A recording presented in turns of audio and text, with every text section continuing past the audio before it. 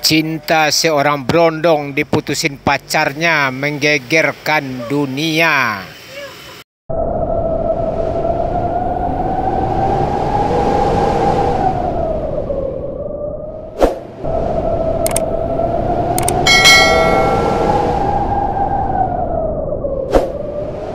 Cerita ini terjadi di sebuah negara maju.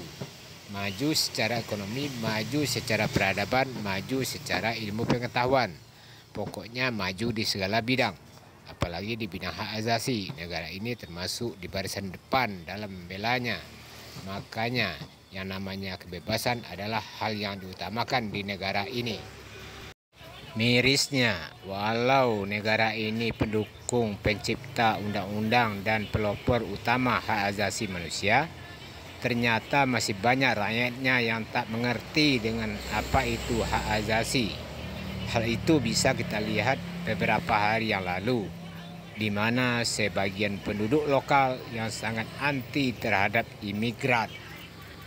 Kelompok orang yang anti imigran ini sangat tak menyukai para pendatang dari negara lain untuk menetap dan berkehidupan di negaranya. Mereka selalu mencari celah untuk menampilkan siapa jati diri mereka.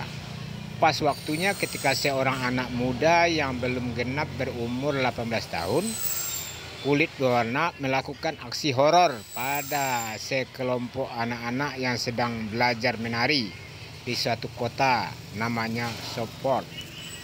Akibat ulah seorang anak muda ini, semua seisi kelas panik. Guru menari itu berusaha mencegah. Apa daya anak muda itu mengayunkan senjata tajamnya. Histerislah guru itu. Suasana makin kacau. Anak muda makin membabi buta. Senjatanya mengarah ke anak-anak perempuan kecil. 3 orang menjadi korban meninggal dan berapa orang luka-luka. Aksinya baru bisa dihentikan oleh 2 orang yang berbadan kekar.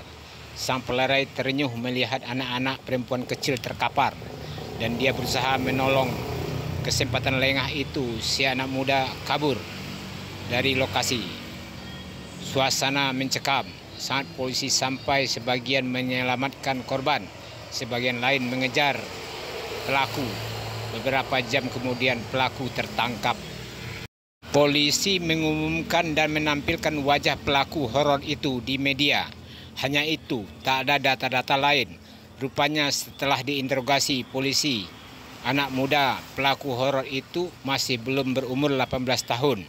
Jadi undang-undang negara melarang membuka data pribadi anak-anak yang belum berumur 18 tahun, walau dia telah melakukan kejahatan. Pengumuman polisi yang ngambang itu dijadiin celah oleh orang-orang yang anti imigran. Semalam-malamnya mereka streaming di beberapa medsos. Mereka mempropaganda masyarakat. Mereka menuduh anak muda itu adalah Muslim. Mereka kaitkan dengan isu kematian ketua Hamas. Pagi harinya terjadilah demo di mana-mana. Parahnya lagi, demo berubah jadi kerusuhan yang menggila. Sasaran utama adalah masjid-masjid. Melihat kerusuhan dan penjarahan toko-toko di beberapa wilayah negara, hakim otoritas negara memutuskan untuk mengumumkan data-data pribadi pelaku horor, lengkap asal-usul keturunan dan agamanya. Aneh, seketika kerusuhan berhenti. Ada yang malu, ternyata pelaku bukan Muslim. Sontak sang provokator kabur keluar negaranya dan beberapa ditangkap polisi. Si pelaku horor diinterogasi polisi dengan cepat.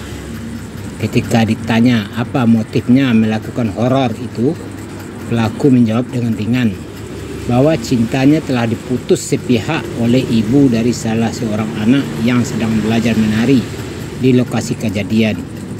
Tapi anak mantan pacarnya itu termasuk korban atau tidak belum jelas.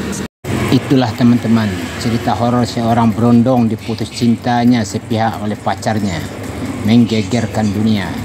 Aksi satu kebrutalan dimanfaatkan politik, menghasilkan kebrutalan yang sangat besar. Sekilas bagi Islam mungkin pihak yang paling dirugikan dalam kerusuhan Inggris ini.